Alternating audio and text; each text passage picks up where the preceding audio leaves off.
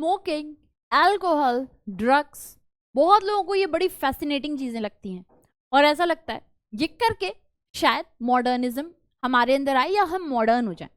तो ऐसा बहुत लोग सोचते हैं, ठीक है, आप या हम नहीं सोचते हैं, लेकिन बहुत लोग, बहुत ऐसी पॉपुलेशन है जो सोचती है। और कहीं ना कहीं ये एज का भी कुछ हद तक फर्क होता है। एक पर्टिकुलर एज में हमें कई चीजें फैसिनेटिंग लगती हैं जो शायद नहीं लगनी चाहिए। जैसे कॉलेज या स्कूल गोइंग स्टूडेंट्स बहुत ऐसी चीजों को देखकर फैसिनेट हो जाते हैं जो बाद में रियलाइज होता है कि नहीं, इतनी भी अच्छी नहीं थी। तो यूथ हो गए, टीनेजर्स हो गए, उन्हें यहाँ से बचाना बहुत जरूरी है। और ऐसे ही बचाव के लिए न्यूजीलैंड सरकार ने एक बिल पास किया है। तो इस बिल के बारे में हम लोग पढ़ने वाले हैं कि न्यूजीलैंड ने स्मोकिंग से रिलेटेड कौन सा बिल पास किया है, कब से लागू होगा, क्या क्या इसके प्रावधान है। मैं हूं सुष्मिता त्रिपाठी और मैं आप सभी का स्वागत करती हूं बैंकिंग वाला ऑफिशियल यूट्यूब चैनल पर। तो आज हम देखेंगे न्यूजीलैंड ने कौन से बिल पास किए। सबसे पहले ध्यान दीजिएगा, अभी हाल फिलहाल में एक खबर आई है कि न्यूजीलैंड ने बैन किया सेल ऑफ टोबैको उन सभी के लिए जिनका जन्म 2008 के बाद में हुआ है। ध्यान दीजिएगा, तो इस बिल का नाम क्या है? इस बिल का नाम है smoke free environment and regulated product smoke tobacco amendment bill. ये इस बिल का नाम है। इस बिल के तहत जो टोबैको का सेल है, ऐसे किसी को भी जिनकी बर्थ 2008 के बाद हुई है उनके लिए बैन कर दिया गया है। और ये भी कहा गया है कि अगर कोई भी खरीदता या इसे बेचता पाया गया है ऐसे किसी उम्र वालों को, उसके ऊपर पेनाल्टी लगेगी। बिकॉज जैसे ही पेनाल्टी आती है कहीं ना कहीं रूल ज्यादा स्ट्रिक्ट हो जाते हैं। ये हम लोग सबसे ज्यादा अपने देश में देख सकते हैं ड्राइविंग के केसेस में। जैसे ही पेनाल्टी बढ़ाएगी वैसे ही सभी लोग सारे नियम को, लगभग बहुत सारे लोग उसे फॉलो करने लग गए जो पहले नहीं भी करते थे। तो वही कहा गया है कि यहाँ पे बहुत ही हैवी पेनाल्टी लगाई गई है। न्यूजीलैंड डॉलर में 150,000 है और भारतीय रुपए में 80 लाख अप्रोक्स 79 लाख। तो ये बहुत बड़ा आंकड़ा है कि अगर आप कोई स्मोक करते पाया जा रहा है जिनका बर्थ 2008 के बाद हुआ है तो उसे इतनी हैवी फाइन देनी होगी जो भी इसको वॉयलेट करते पाया हुआ। देन अब जरा ध्यान दीजिएगा कि इसी के साथ साथ कहीं ना कहीं अब इतनी हैवी पेनाल्टी लगाई गई है तो बहुत लोगों को रोकने की कोशिश की गई है जो इसे बेचे जाएंगे। और कहा जा रहा है कि जो बिल है, इस बिल से एक सिग्निफिकेंट डिक्रीज देखने को मिलेगा उनमें जो नंबर ऑफ शॉप्स हैं और जो सेल करती हैं ऐसे टोबैको प्रोडक्ट को।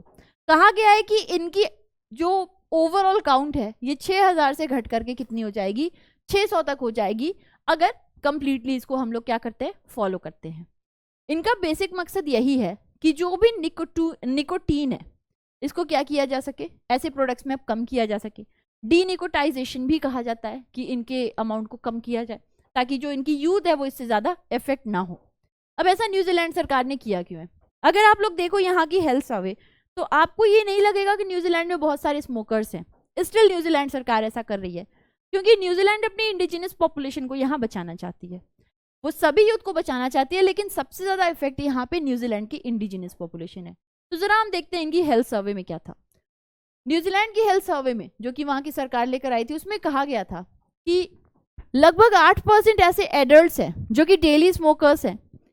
पहले इनकी संख्या कुछ 9.4% तक थी और उसके भी पहले 2011-12 में 16.4 की थी। तो अगर आप लोग ध्यान दो, इनकी संख्या बहुत ज्यादा नहीं है, स्टिल सरकार ने बहुत सारे ऐसे रूल्स और लॉज लाए कि ये कम हो सके।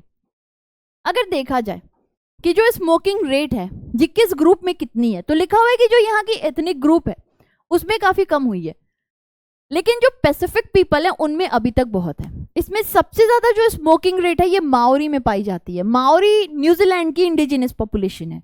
तो ये बहुत बड़ा एक सोच विचार की बात है कि इनकी इंडिजिनस पॉपुलेशन वैसे भी बहुत नहीं है, कम हो चुकी है पहले के कंपैरिजन में बहुत, उसमें भी इतने लोग अभी तक क्या कर रहे हैं, स्मोक कर रहे हैं, जिसकी वजह से हर साल ओवरऑल यहाँ की जो पॉपुलेशन है 5000 तक डेथ देखने को मिलती है।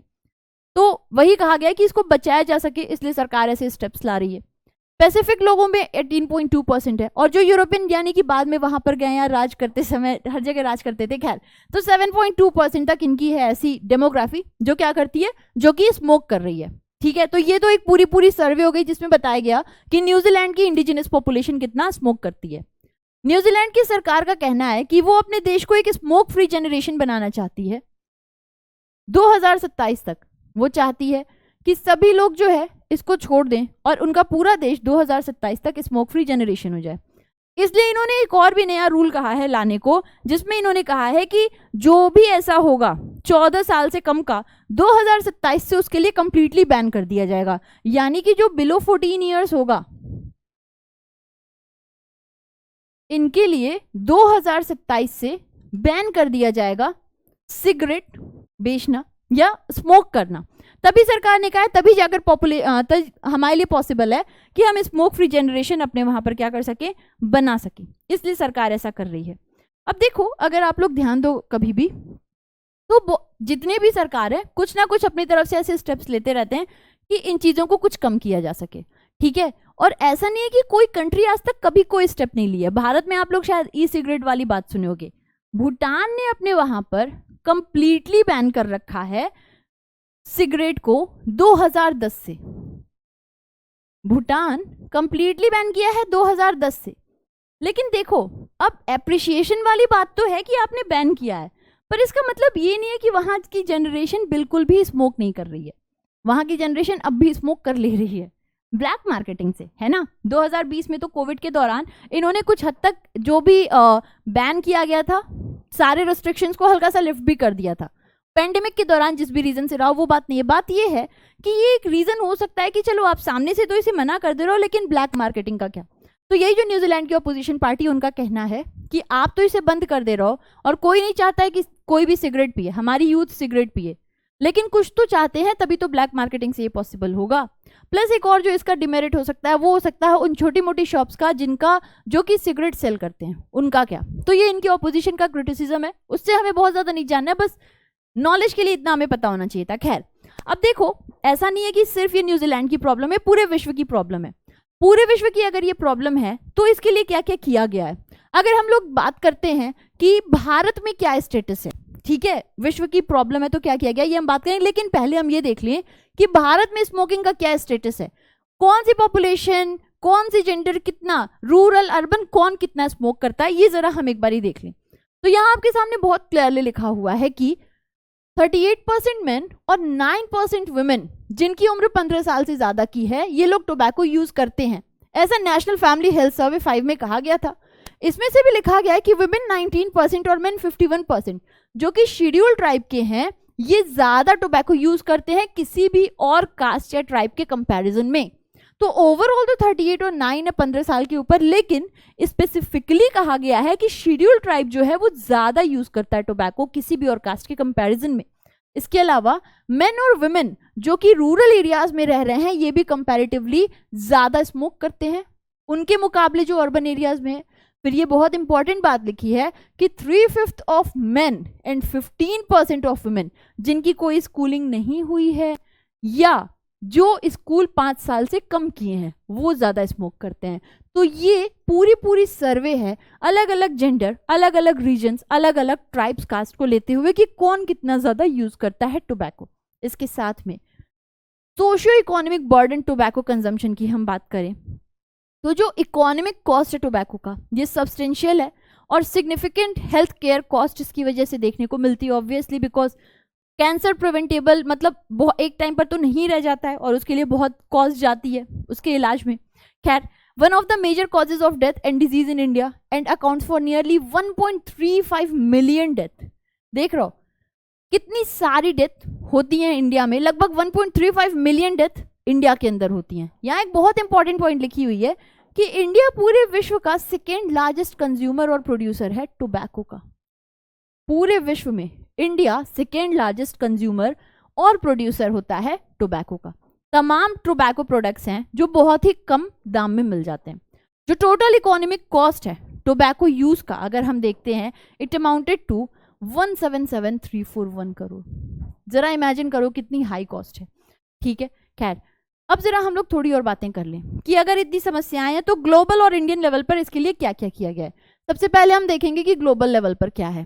तो देखो, टोबैको एक एपिडेमिक है और एक बहुत ही समस्या वाली एपिडेमिक, जिसकी वजह से बहुत सारी डेथ होती हैं। तो लोगों को जागरूक करने के लिए और ये बताने के लिए कितना भयानक हो सकता है, क्या हो सकता है, एक कह सकते हो आप लोग फ्रेमवर्क बनाया गया था, WHO framework convention on tobacco control. इसको डेवलप किया गया था ग्लोबलाइजेशन ऑफ टोबैको एपिडेमिक के रिस्पॉन्स में, ठीक है। कहीं ना कहीं ये एक ट्रीटी है जो रीअफर्म करता है right of all people to highest standard of health. India ने भी इसको अडॉप्ट कर रखा है। फिर लोगों में जागरूकता लाने के लिए टोबैको को लेकर के कि ये कितना खतरनाक हो सकता है, वर्ल्ड नो टोबैको डे हर साल मनता है। 31 मई को हम लोग ये दिन हर साल मनाते हैं, वर्ल्ड नो टोबैको डे, ताकि लोगों में जागरूकता आ सके कि ये कितनी खतरनाक चीज है। तो ये हो गया आप लोगों का ग्लोबल लेवल। सिमिलरली आप लोग देखो अगर इंडियन लेवल, तो इंडिया में भी बहुत सारे एक्ट्स और लॉज हैं जिसे पास किया गया हुआ है। और आप लोग देखते हो कि जब भी हम लोग मूवीज वगैरह देखने जाते हैं तो वहां पे लिख करके आता है smoking is injurious to health. तो ऐसी बहुत सारी चीजें हैं जो इंडिया में भी ऐसे प्रावधान लाए गए हैं। एक इसमें कोटपा एक्ट होता है जो बड़ा इंपॉर्टेंट होता है, cigarette and other tobacco product act 2003 का।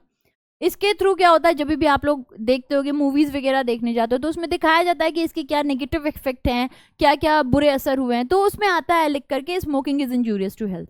तो ऐसे बहुत सारे क्विट लाइन वगैरह बहुत कुछ किया इंडिया ने भी अपने वहां पर स्मोकिंग को कम करने के लिए, सिगरेट यूजेस को कम करने के लिए।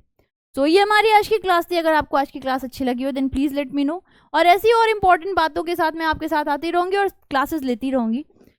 फिर मिलते हैं अपने अगली क्लास में। और अगर आप लोग बाकी सारी न्यूज़ को भी पढ़ना चाहते हो डिटेल में, डीप में, तो आप मुझे मेरी क्लास करंट अफेयर्स में ज्वाइन कर सकते हो daily morning 8 AM Monday to Saturday, only on banking वाला। फिर मिलते हैं, तब तक घर पे रहो, स्वस्थ रहो, मस्त रहो। Have a great day ahead. जय हिंद, जय Bharat, God bless you, love you, bye.